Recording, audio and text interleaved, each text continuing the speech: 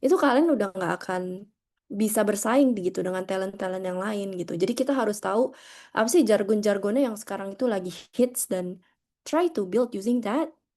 And then after you build using that, put it as a portfolio. I think it's one of the tantangannya lebih ke diri sendiri gimana cara kita belajar untuk selalu stay updated sama apapun perkembangannya gitu sih.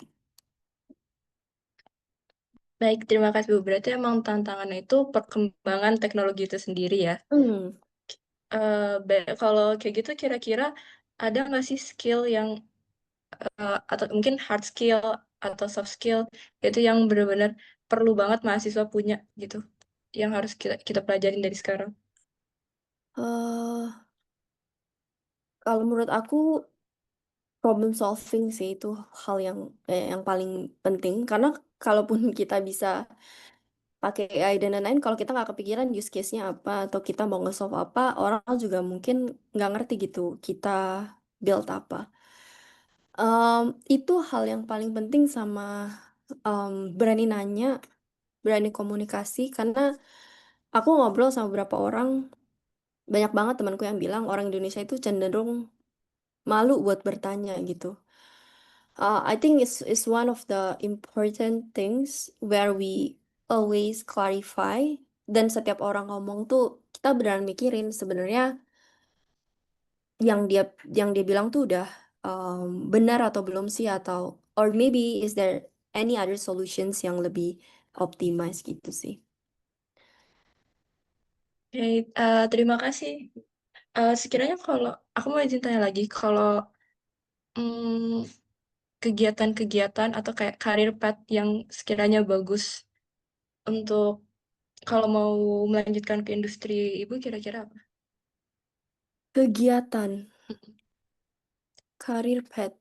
eh Karir petnya ini gimana maksudnya? Ke Singapura atau spesifik product manager atau? Oh mungkin boleh kalau yang spesifik dulu ke product manager. Oh, kalau spesifik product manager itu sebenarnya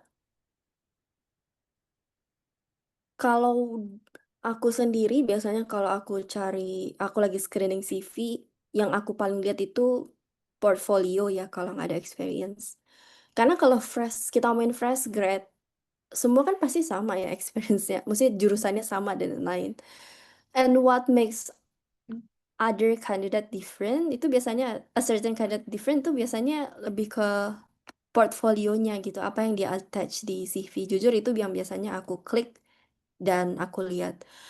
Tentu aja kalau misalnya kamu bisa dapet role internship di product manager itu bagus banget karena it proves that kamu udah pernah nyobain nih gimana caranya jadi product manager dan gimana caranya build produk, gimana cara desain produk dan itu bikin orang yang nge-screening CV-nya atau hiring manajernya pengen interview kamu. But when you don't have anything, the only thing that you can add to your CV is your own portfolio.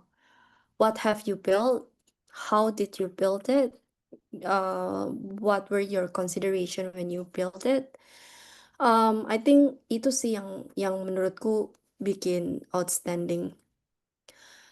Kalau di kalau product manager menurutku sebenarnya untuk biasanya big big company gitu ya agak challenging kalau untuk fresh grad karena em, kalian kan punya banyak stakeholder dan biasanya responsibility-nya jauh lebih gede. Jadi jauh lebih baik kalau kalian udah dapat internship dan udah pernah ngalamin jadi product manager.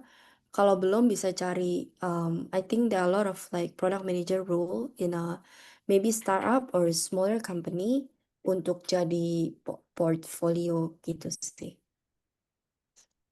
Oke, baik. Terima kasih, Bu. Aku mungkin follow-up question sedikit. Kira-kira portofolio project seperti apa yang biasanya lebih dicari dan bagus untuk dilihat? Apakah yang secara teknisnya kompleks atau mungkin yang sesuatu yang punya real impact? Kalau real impact enggak ya, karena fresh graduate itu kan mm, dia belum bisa mengkuantify impactnya. Kalau kita ngomongin, oh, nggak cuma fresh grad sih. Kalau kita ngomongin portfolio project sendiri itu kan kita nggak bisa mengkuantify impactnya kayak apa. Jadi pasti ekspektasinya nggak sampai segitu. Tapi lebih ke kayak apakah kalian benar-benar bisa nge-solve, nge-explain problemnya apa, uh, and why do you choose that problem, then how do you solve the problem. I think it's more on what, why, and how. Tiga itu. Selama kalian bisa ngejelasin tiga itu, I think people will be interested to interview you. Dan dilihat juga biasanya kalau misalnya product manager itu dia ada certain produk yang lagi dia cari. eh, Dia nggak mungkin kayak cuma product manager doang. Biasanya ada detailnya kayak, oh kita cari yang finance atau kita cari yang marketing, kita cari yang HR. Then you need to build your portfolio around that. Um, Tergantung dengan domain knowledge-nya. Karena kalau misalnya sekarang kamu punya portfolionya tentang chatbot misalnya, tapi kamu apply-nya ke role yang itu tuh tentang misalnya finance gitu kan. Uh, of course hiring manajernya pasti nggak akan tertarik untuk having a further talk gitu sih. Oke, baik. Terima kasih banyak Bu atas jawabannya. Sebenarnya dari tadi saya juga membuka website yang Ibu beri yang Luma tadi. Hmm, Terus setahu saya itu berarti dipakai buat kayak tax event, terus waktu kita startup gathering gitu-gitu. Apakah benar? Oke. Kira-kira ya. menurut Ibu, mahasiswa penting nggak sih nyari exposure dan networking lewat kemudian seperti itu? Atau kayak harus ada fokus tertentu? Penting atau enggaknya menurutku tergantung apa yang mau kita capai ya. Kalau aku misalnya aku tuh nggak tahu nih aku coding tuh kayak apa dan how other people build product, aku pasti akan join join eventnya dan aku mau lihat mereka bikinnya kayak gimana dan apa yang mereka bikin. Penting atau enggak itu lebih ke menurutku custom ke diri sendiri di tiap diri orang masing-masing gitu. Apa yang mau kita cari sih. Hmm, kalau tapi berarti Ibu Yusanti pernah mengikuti event dari Luma itu. Oh iya iya iya. Iya, iya. Kira-kira boleh nggak sih diceritain sedikit gimana Oh, eventnya, terus kira-kira ngapain aja di sana? em, a- eventnya kan beda-beda ya, nggak Oh ada ya. satu dan itu penyelenggaranya beda-beda. BTW kalau kalian Oh, ke Singapura, itu kalian juga free untuk join. Jadi kalau misalnya hmm. kayak ada travel, coba aja lihat yang kayak bisa match sama traveling days.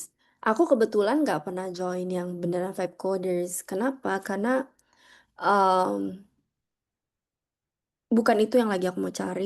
Kemarin aku sempat join itu yang em, pitch startup. Kenapa aku join? Karena aku mau lihat gimana sih environment di Singapura kalau ada ide-ide baru dari mahasiswa atau bahkan dari employee yang kayak decide untuk resign dan bikin startup. Jadi biasanya kalau event kayak gitu tuh gratis dan kalian dapat gratis dinner juga. Hmm, Nah dari gratis dinner itu biasanya ada sebentar panel talk, habis panel talk baru the real eventnya. Kalau Vibe Coders ya of course ada yang showcase produk yang mereka build.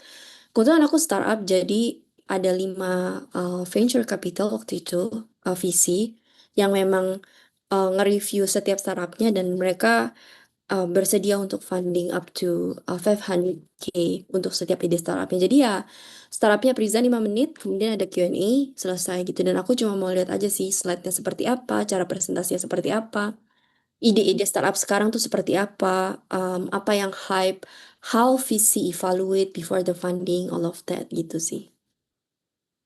Oke, baik. Berarti ini lebih seperti untuk mencari insight-insight baru dan membangun koneksi Nah, orang yang di sana ya.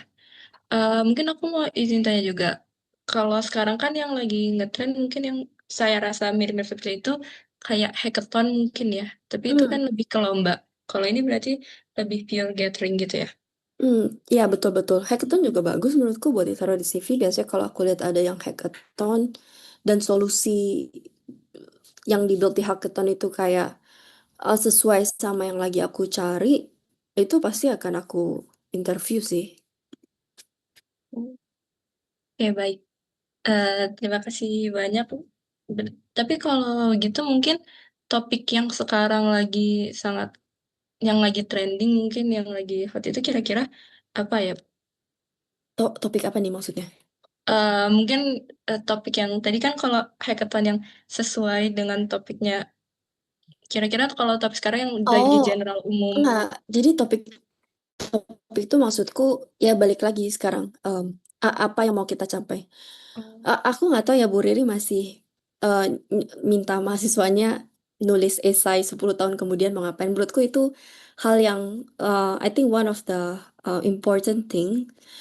Jadi kalian ini 10 tahun lagi mau jadi apa gitu. Misalnya as simple as oh aku mau jadi data engineer di Netherlands gitu, di Belanda. Ya udah dicari aja di LinkedIn, filter location Netherlands, filter location University of Indonesia. Sekarang kan di LinkedIn semuanya terbuka kan. Dari situ klik profilnya, dilihat dia itu dulu pathnya seperti apa, gimana caranya dia jadi bisa jadi data engineer di Belanda. Atau mungkin kalian pengen jadi product manager di Saudi Arabia gitu. Aku juga punya temen UI juga, sekarang PM di Saudi Arabia. As simple as you open the LinkedIn, filter negaranya, filter role-nya. Nah, dari situ kelihatan apa sih yang sekarang lagi hits dan penting. Biasanya setiap negara itu beda-beda karena biasanya pada saat company misalnya punya um, global office ya, itu nggak semua product development itu ditaruh di seluruh negara. Misalnya kayak oh Singapura itu biasanya lebih ke operational product, terus Hong Kong sama Singapura lebih ke finance, US itu lebih ke IoT, tech startup. Sekarang kalau kalian sukanya IoT, kalian nggak bisa terbangnya ke Singapura, kalian harus terbangnya ke US gitu, kalian harus cari opportunity US. So, what you really love, and if you don't know what you really love, it's also okay. Mungkin role-nya apa, atau kalian mau ngapain, dari situ kelihatan petnya kayak apa, dan dilihat role-role sebelumnya kakak-kakak itu tuh kayak gimana, dicari job vacation-nya di LinkedIn atau di career website-nya, dilihat, oh, produk yang aku harus pelajari misalnya um, dynamic pricing buat flight travel gitu, atau misalnya um, data dashboard buat uh, delivery kayak Gojek, GoFood, Grab gitu. Kalau menurut aku jam sekarang nggak ada certain hype-nya seperti apa, tapi lebih ke kayak kalian maunya di bidang apa, role-nya seperti apa, mau kemana, dan itu semuanya available bisa dilihat di LinkedIn. Itu salah satu yang aku lakukan juga. Aku ingat banget 4 tahun lalu tuh, no 5 tahun lalu tuh sebelum aku ke Singapura, no I think 6 tahun lalu, itu aku pengen banget kerja di luar negeri gitu kan. Yang aku lakukan tuh sesimpel aku buka LinkedIn, aku search, aku set filter location Singapura. Terus aku filter University of Indonesia karena aku mau tahu orang-orang seperti apa yang sekarang, yang dulu kuliah di UI, sekarang kerja di Singapura, dan apakah aku butuh S2 atau sebenarnya nggak butuh S2 dan bisa langsung kerja dan lain-lain, dan ya udah tinggal dilakuin aja sesuai yang kakak-kakaknya sudah melakukan karena sebenarnya karir PT sekarang sudah terlihat jelas secara digital dan kalian bisa nyari gitu sih. oke, baik. Berarti mungkin ini ya mencari referensi yang Hmm, mirip-mirip terus mengikuti karir pathnya. ya. Oke.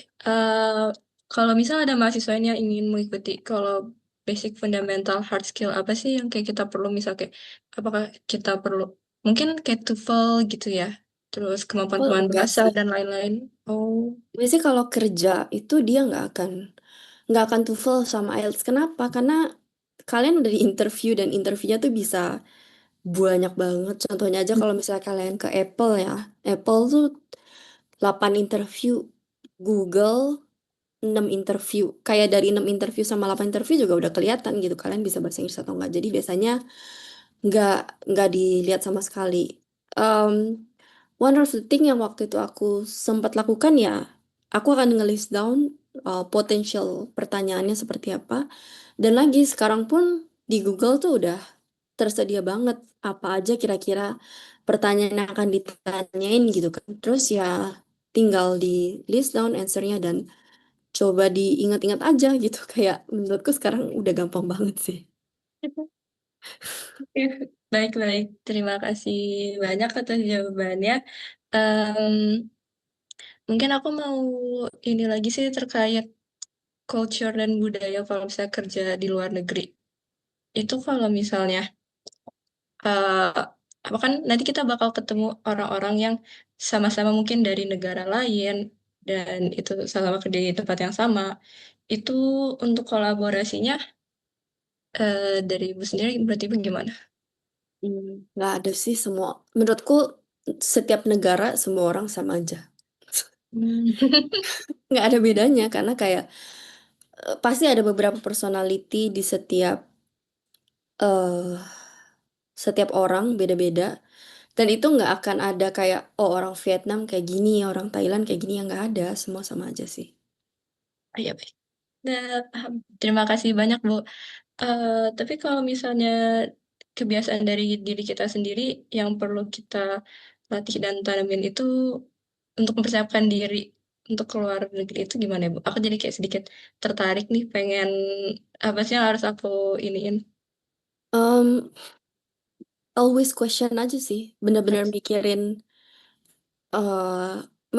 Sebenarnya kalau menurut aku, kalau dulu at least aku tuh jujur kadang kalau disuruh sesuatu atau diminta sesuatu kayak kadang jarang nanya atau kadang jarang mikir bener-bener gitu. I think eh, sekarang hal yang menurut aku sangat-sangat membantu adalah kita always questions.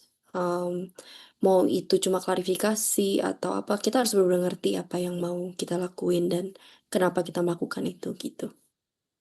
Tapi berarti ada kayak perbedaan signifikan atau enggak di lingkungan kerja yang di Indonesia sama yang di luar? Kebetulan soalnya aku kerjanya kan di Accenture itu banyak orang luar juga.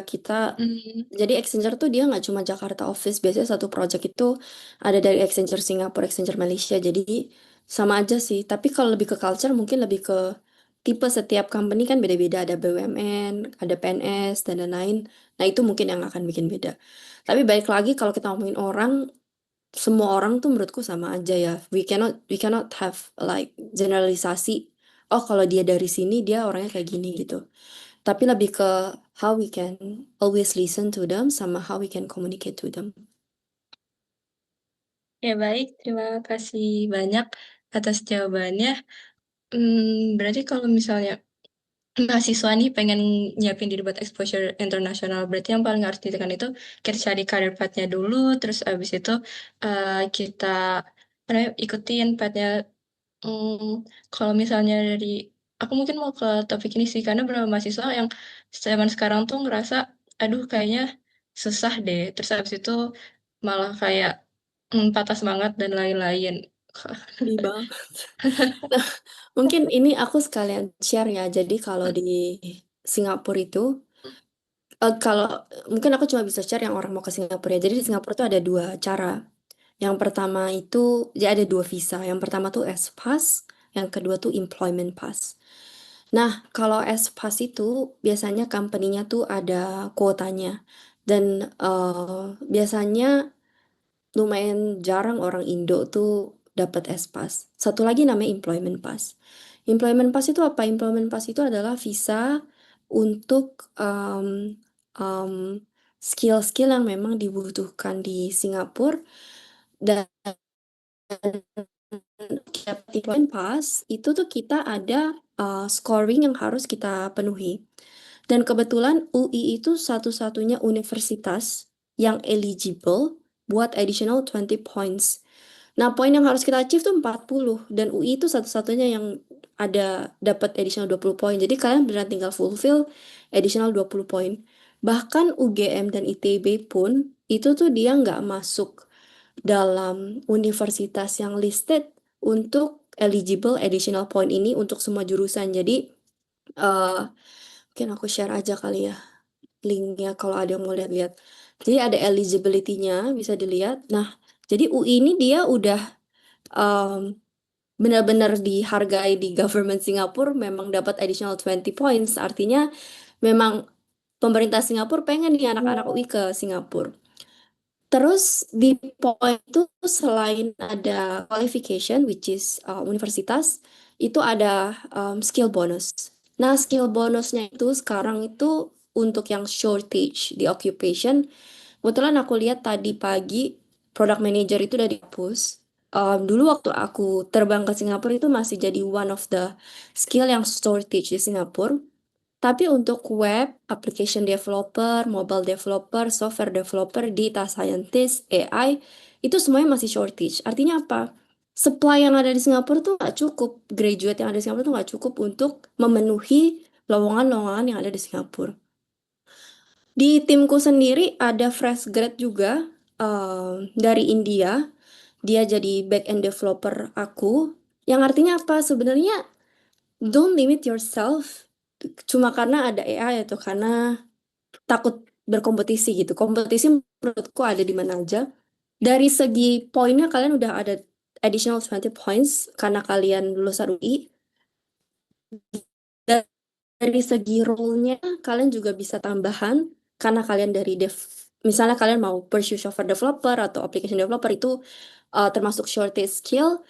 Jadi gapnya tinggal di seberapa rajin kalian apply ke company, seberapa bagus kalian update CV, seberapa bagus kalian update portfolio to compare with other candidates from all of the country. Karena uh, menurutku lebih ke diri sendiri sih ya. Gitu. Hmm. Employment pass ini dia nggak ada kuota, jadi company tuh bisa grant siapapun buat employment pass as long as you pass the interview. So the only requirement that you need to do is just pass the interview. But how you pass the interview, balik lagi. Gimana caranya kita bisa bikin CV yang bagus, portfolio yang bagus, gimana caranya kita bisa communicate during the interview. Setelah itu semuanya bisa bisa di eh, ya bisa dijalani lah intinya gitu. Baik, terima kasih banyak ya Bu, apalagi sudah men-share info yang sangat berharga ini. Linknya langsung saya simpen di sini. Kayak kalau kalian lihat itu kan di website dia ada kayak eh, IP qualifying salary ya. Jadi bisa dilihat bahkan dia udah hiring dari 23 ke bawah tuh mereka open untuk visa gitu. Menurutku Singapura negara yang paling open banget sama foreigner.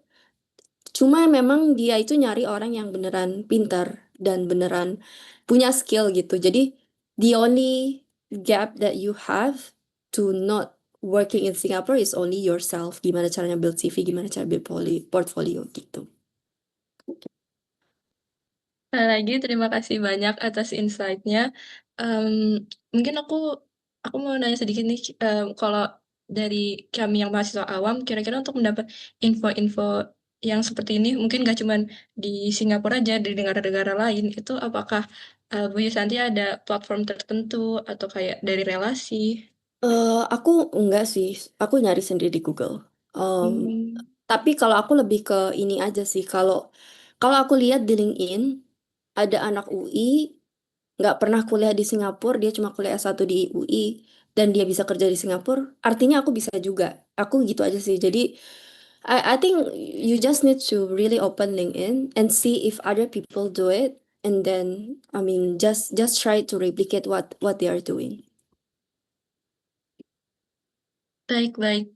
Terima kasih banyak ya Bu atas insight-nya. Hmm,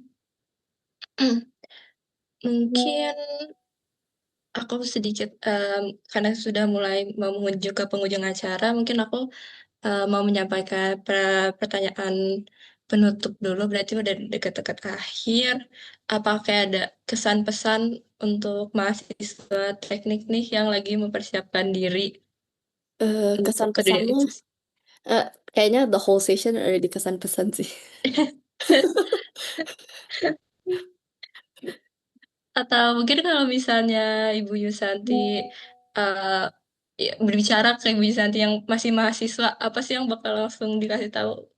Jangan Eh, jangan berkecil diri dan jangan nyerah aja sih karena if other people can do it, you can also do it. Intinya itu karena setelah aku kerja di Singapura ya, aku juga kerja sama beberapa lulusan UI yang jadi developer di Singapura. Nggak ada bedanya selama kamu orang pintar, kamu akan jadi orang pintar di mana aja, intinya itu sih. Oke. Walaupun kadang agak minder ya kalau misalnya Nah lingkupnya itu jangan udah minder. internasional.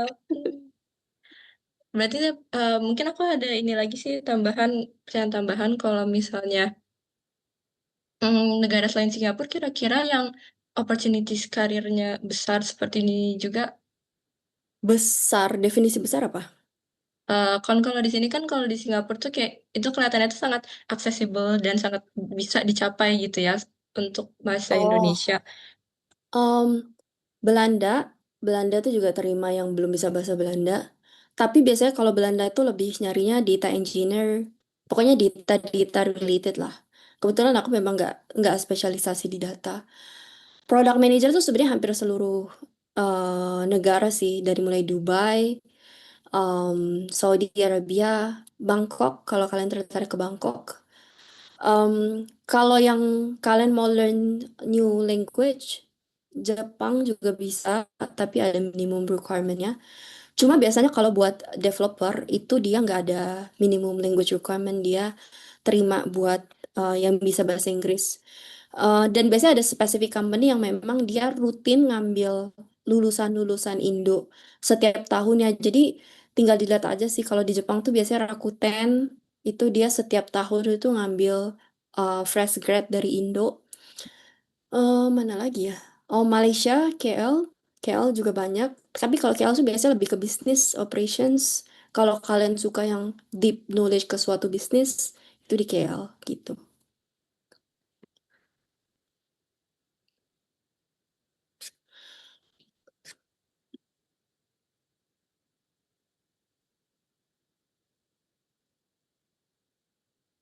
Hmm, Kalisa? Kayaknya Lisanya nge-lag deh.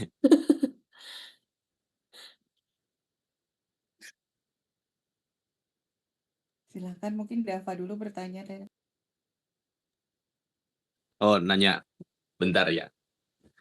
Eh, aku manggilnya enaknya Bu Yusanti atau Kak Yusanti ya? Sama aja.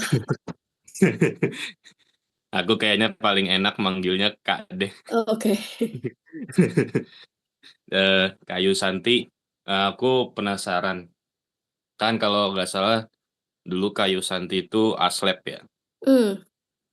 Aslabnya aslab apa ya? Oh, aslab jaringan. Oh, netlab Hmm. berarti ya. Nah, kalau dari Kak Yusanti sendiri, kira-kira pengalaman di NetLab atau mungkin jejaring kenalan di NetLab itu ada impact-nya nggak ke Kak Yusanti sendiri, terutama Oh. untuk karir gitu? Oke, kebetulan aku memang nggak melanjutkan fokus ke jaringan. Jadi dari pekerjaan nggak pernah kerja di networking, kemudian project nggak pernah punya project networking. Jadi memang um, nggak terlalu align gitu dengan apa yang aku lakukan sekarang. Tapi dengan aku jadi aslep jaringan, aku punya banyak banget teman deket yang sekarang juga menurut aku hebat-hebat. um, jadi manajer di banyak perusahaan dan we keep in touch. Mungkin itu salah satu yang um, I really really appreciate, dan kalau aku jadi bukan jadi aslep jaringan, mungkin aku juga nggak akan deket sama mereka. And regarding networking too, if kalau mahasiswa-mahasiswa tertarik dengan networking, di Singapura itu shortage banget network engineer. Ada tiga Telkom juga di sini 2012, 2011. Karena emang butuh network engineer di sini. Jadi kalau memang kalian tertarik network engineer, I think bisa juga kalau tertarik di Singapura gitu. Iya sih Kak. Mungkin satu pertanyaan lagi ya. Hmm. Eh, kan kalau dari Kak Yusanti itu, kalau dilihat dari karir, dia lebih banyak ke ngurusin client and products ya. Ya, Terutama kan terakhir-akhir ini kayak yang tadi di Shopee sama TikTok tuh itu sama-sama product manager gitu ya. Nah, untuk at least entry level nih misalkan kan bayangannya tuh orang-orang kalau Techcom ini pasti mereka grindingnya buat software engineer dan lain-lain. Itu pathway-nya tuh kan kayak untuk entry level mereka kelihatan banget gitu kayak eh, ini grinding pelajari DSA atau enggak lead code dan lain-lain gitu kan secara teknikalnya gitu.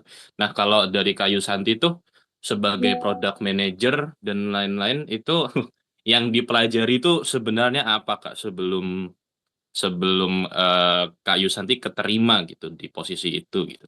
sebenarnya bukan lebih dipelajari, tapi how we can modify our CV. Kebetulan aku dulu tuh waktu kuliah aku cari magang sebanyak-banyaknya yang lebih ke um, mengarah ke product manager, kayak misalnya consulting. Terus aku sempat beberapa kali jadi project manager juga. Waktu itu sempat magang di Indosat jadi project manager. Jadi lebih ke cari internship yang sesuai. Terus waktu itu aku juga sempet, aku nggak tahu sekarang masih relevan atau enggak. Cuma waktu dulu tuh aku sempat ngambil courses-courses yang related to product manager karena aku nggak punya background product manager sama sekali. Dan itu dinotis sama interviewernya waktu itu. Dia bilang kayak, oh kamu ngambil courses ini ya. What have you learned from that courses? So I think it's also one of their consideration gitu sih. Tapi balik lagi, menurutku product manager itu sebenarnya simple. Kalian yang penting punya problem solving skill sama communication skill itu bisa. Tapi masalahnya competition-nya tuh lumayan ketat. Jadi lebih ke how we can position our CV supaya bisa lolos screening gitu sih. I see. Thank you Kak. Berarti banyaknya di adjust CV-nya ya biar Iya. di notice interviewernya lebih gampang gitu. Entah itu dari background pengalaman atau bahkan course yang diambil. Ya. Oke, dari aku itu aja Kak. Makasih banyak ya atas insight-nya. Oke, makasih Dava. Terima kasih banyak, Kak. Mohon maaf tadi aku sempat terputus karena koneksi. Eh, Mungkin karena sudah mendekati ujung acara, dari aku pertanyaan juga sudah cukup. Kira-kira apakah dari Prof. Ridi ada pertanyaan? Baik, terima kasih sekali Kalisa yang hari ini sudah menyimpan ya informasi dari Kak Yusantinya ya, yang memperlihatkan bahwa ternyata untuk bekerja tadi kita baru dapat info baru bahwa di Indonesia ini hanya dari UI saja yang udah setengahnya itu udah bisa langsung masuk ke bekerja di Singapura ya. Mudah-mudahan nanti itu semua pasti karena senior-seniornya juga sudah bagus, jadi orang udah percaya gitu. Ya, jadi saya rasa itu berita yang bagus sekali dan mudah-mudahan dengan network yang semakin terbangun ini dengan teman-teman yang seluruh dunia, mungkin ini akan menjadi contoh. Ini ada lagi dulu yang di Norway ya, Yusanti mungkin masih ingat Norway atau Scandinavian Universities gitu, udah dapat Ra- dokter. Raffi Saya ya, Bu? bukan, lebih mungkin setahun 2 tahun lebih tua ya. Saya tapi dia udah jadi dokter. Ada sih di Facebook saya, tapi mungkin bagaimana ya kedudukannya tadi tidak ada di dalam radarnya Yusanti ya, karena mungkin mereka nggak memerlukan produk yang sebesar itu untuk project manager ya. Tapi Oh, sudah disebutkan bahwa bagaimana melihat peta dunia gitu ya, dan di mana diperlukan pekerjaan-pekerjaan solusi seperti ini yang tentu saja memperlihatkan bahwa di Southeast Asia ini sudah sangat berkembang sekali ya solusi-solusi transformasi digital dan gimana cara-caranya supaya orang terus punya solusi yang baru yang memang nggak pernah ada sebelumnya gitu ya, nggak bisa nonton cari pembandingnya siapa gitu. Nah mungkin bisa diceritain yang soal Scandinavian eh, country seperti apa ya? eh, Ada. kebetulan TikTok nggak ada, Bu, di Scandinavian country. Hmm. Jadi yang Em, adalah di Singapura. yang kenapa, Bu? Yang paling terbesar TikTok di Oh, Singapura di maksudnya. di US paling besar. Oh, tapi mereka juga produknya dipakai ya berarti ya. Dipakai gimana, Bu? eh, pengguna TikTok banyak, kayaknya Oh belum yes, one of the biggest market is US. Setelah US itu Indonesia tuh gede juga sih. Oke. Jadi tapi memang Eropa nggak terlalu banyak. Um, yes, correct. I see. Oke, menarik sekali nih ya. Bagaimana sebenarnya algoritma yang dipakai TikTok itu makin lama makin pendek ya. Mungkin Yusati bisa ceritain bahwa sebenarnya mereka itu konsepnya apa sih yang utamanya dibandingkan dengan evolusi dari Facebook, Instagram, terus TikTok sekarang. Konsep gimana nih, Bu? Pasti mereka punya ini ya, main sebenarnya mempengaruhi publik sehingga seberapa cepat gitu untuk sadar dan yakin gitu tentang info itu. eh Maksudnya engagementnya atau Ya, sebenarnya kan biasanya dia memang memberikan info hanya di berapa detik pertama gitu kan yang sangat penting. Masalah waktu kan sebenarnya terjadi evolusi di media sosial ini. iya, Dan sebenarnya itu yang baru dari TikTok adalah short form video ya. Gimana caranya kita bisa mendapatkan informasi um, not in a very long duration of video, tapi lebih ke short form. Sama yang menurutku lumayan signifikan juga scrolling sih, how we can empower our finger buat scroll cari konten yang memang sesuai sama yang kita mau gitu. mm, bisa kasih tips yang paling cepat dan tidak yang paling menghemat waktu sebenarnya untuk informasi yang bermanfaat tadi seperti mengarang kalau cari ini cari LinkedIn cari ini kan itu sangat powerful ya sebenarnya ya untuk menghemat waktu yang sangat banyak. Hmm. Tips-tips yang bisa untuk TikTok. Tipsnya nih untuk apa ini? Untuk mencari informasi atau? Cari informasi Oh, kalau mencari supaya informasi, yang mengikuti algoritma mereka. Tapi saya yakin ini ada konsep tertentu yang mereka buat sehingga mau membedakan diri gitu. Sehingga kan di Cina pun dilarang gitu ya. eh mencari informasi ya. Mencari informasi sebenarnya mencari informasi di keyword aja sih kalau TikTok. Dia itu lumayan banyak data point-nya. Dia ngecek lokasi, ngecek surrounding lokasinya. Dan memang TikTok itu kalian jangan bayangin developernya kecil ya. Bahkan kayak as simple as for example search keyword itu nanti di breakdown lagi jadi kayak location terus di breakdown lagi jadi apa itu tuh satu tim buat satu feature kecil atau satu button kecil itu biasanya bisa consist of 5 to 20 people jadi benar-benar setiap fiturnya tuh setiap kecil-kecilnya tuh dipikirin banget gitu sih. Bagaimana evaluasi performa tiap orang kalau sebanyak itu? Evaluasi karena setiap produk yang di develop itu kan ada targetnya ya. Kalau developer biasanya targetnya lebih ke efisiensi, seberapa lama loadnya, kemudian seberapa cepat prosesnya dan lain-lain. Kalau product manager, of course, biasanya di tied ke bisnis metrics. Jadi evaluasinya lebih ke apakah kita bisa nge-achieve itu dan kalau nggak bisa, kenapa kita gagal, um, harus bisa menjelaskan. Dan apakah kita berhasil membuild sesuatu yang trying to resolve something gitu sih. Oke. Terus apa aja yang untuk mengevaluasi ya? Emang apa standardized atau memang setiap dari selama 4-5 tahun di TikTok ini ada evolusi dari performance evaluation teknik itu? Performance evaluation teknik. Sekarang itu sebenarnya TikTok pakainya menurutku standar aja sih. Um, dari mulai misalnya front end gitu ya. Ya seberapa lama screen-nya ngeload. um, Terus kebetulan aku bukan developer ya, jadi mungkin aku juga takut salah. Tapi kalau aku melihat efficiency matrix yang dipakai teman-teman developerku sekarang, aku nggak melihat ada yang baru sih. Intinya lebih ke speed, terus resourcesnya jangan pakai resources yang terlalu banyak gitu kan. Untuk request yang kecil sama terutama misalnya high traffic queuingnya juga, how we can optimize or maybe do something in parallel to optimize the process kayak gitu aja. Tapi intinya overall sama aja sih. Oke, menarik sekali ya, Santi ya. Jadi pekerjaan project manager ini juga terbantunya dengan tools apa belakangan ini? Biasanya pakai apa untuk bekerja yang utama?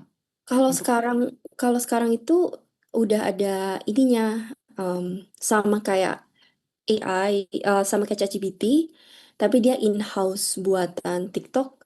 Jadi memang si AI ini dia punya akses ke seluruh dokumen. Jadi kita brainstormnya sama AI dulu nih untuk nge-build produknya. Kemudian untuk desainnya juga bisa di-generate dengan AI. Jadi nanti pada saat kita punya mockup dan kita mau present untuk validasi problem atau solusinya itu memang sekarang sudah terbantu sekali sih dengan AI. Mungkin itu hal yang berbeda. Kalau TikTok kan kebetulan semua in-house, tapi kalau um, outside of in-house tools, I think Cloud sama ChatGPT sekarang sudah sangat-sangat membantu untuk pekerjaan gitu. oke, menarik sekali. Oke, jadi kalau kayak gini bisa hilang semua dong kerjaannya ya. Kenapa? Kalau sudah makin cepat pekerjaannya yang hilang kan, Iya, yang tapi dikerjakan. jadinya lebih cepat karena kan sebenarnya AI nggak tahu kita maunya apa dan apa problemnya. Gitu Jadi sih. tetap harus problem solving Mm-mm. eh, ya, luar biasa ya. Ya. Oke, right. Jadi mudah-mudahan ini apalagi nih tantangan ke depan yang akan diraih oleh Yusanti setelah Oh, melihat ini. saya ya Bu. Em, Kebetulan saya pengen pengen pengen bikin sesuatu sendiri sih, tapi mungkin nanti saya kabari Ibu ya.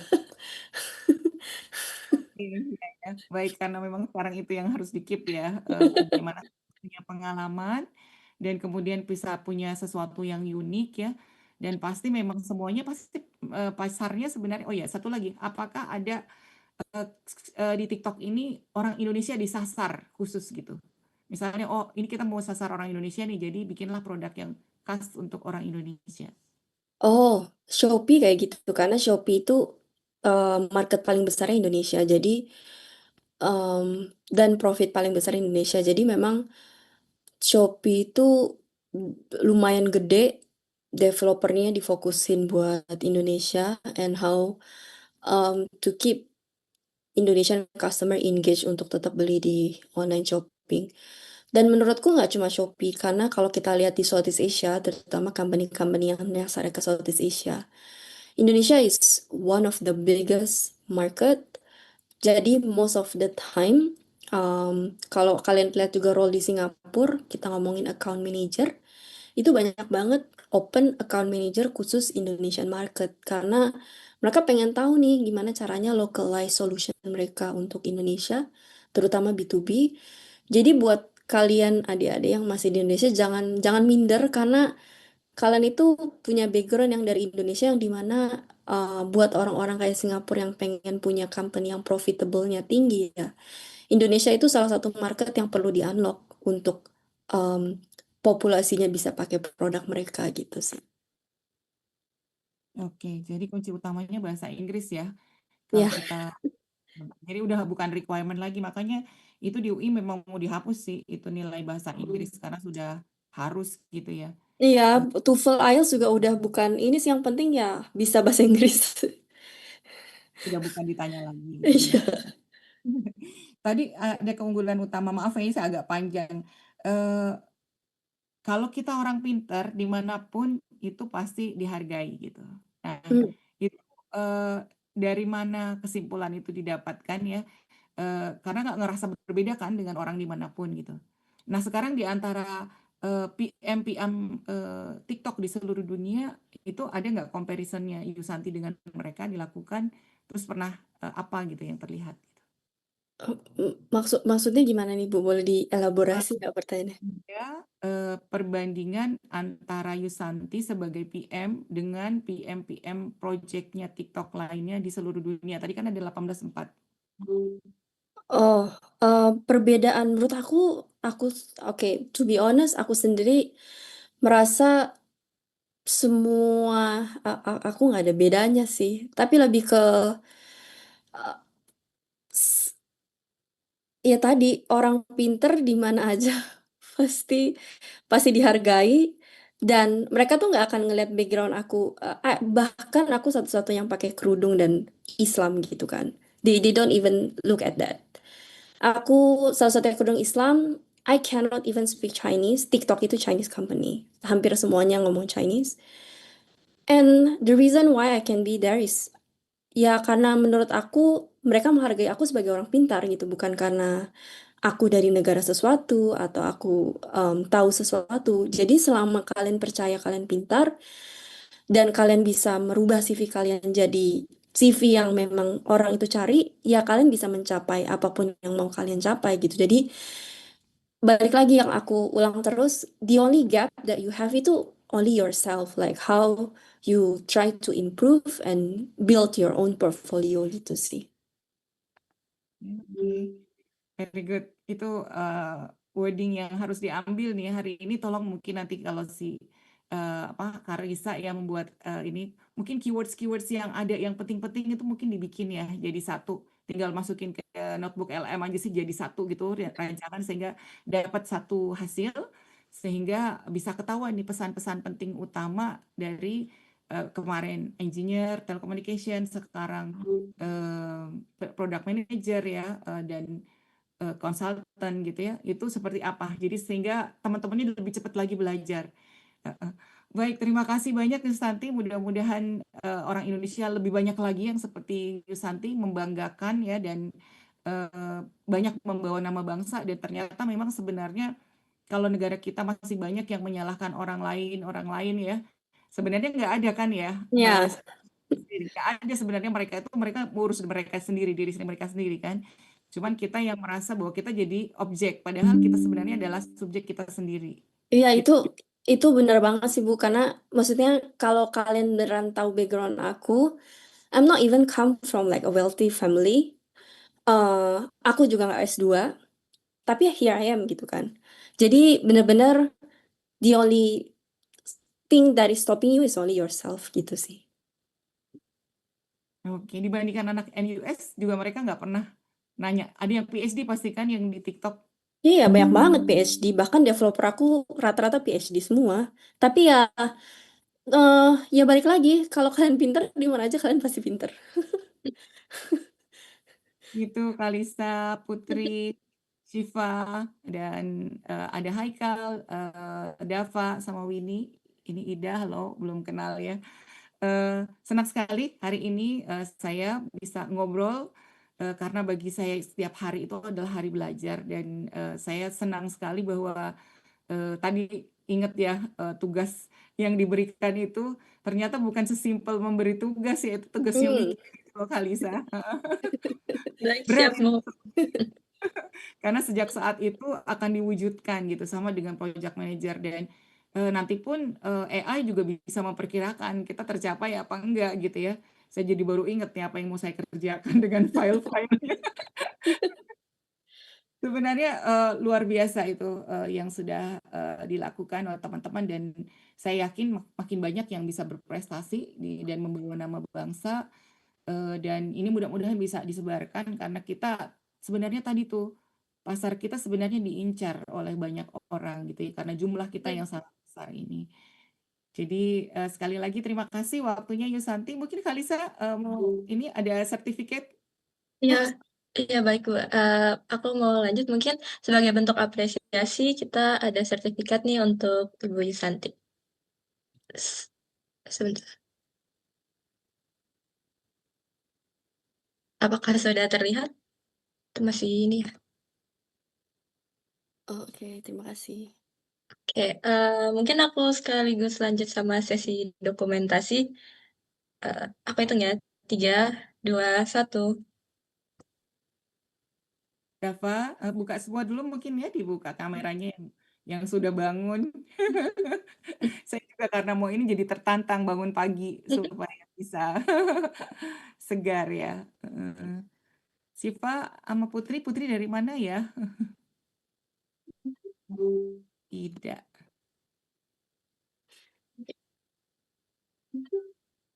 Oke, aku foto lagi ya. 3, 2, 1.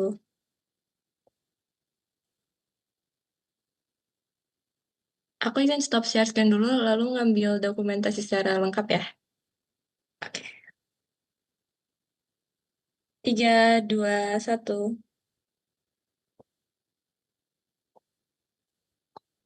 Oke, mungkin sekian dari eh, sekian untuk acara hari ini. Terima kasih kembali kepada Mbak Yusanti dan seluruh peserta yang sudah hadir. Terima kasih juga untuk Prof. Lili sebagai host acara ini. Mohon maaf bila ada kekurangan selama menjalani acara atau salah bicara. Saya selaku moderator pamit undur diri dulu. Wassalamualaikum warahmatullahi wabarakatuh. Salam, terima kasih Bu Riri. Terima kasih Kalisa. Terima kasih, proud of you Yusanti dan semuanya. Terima Assalamualaikum. kasih. Salam.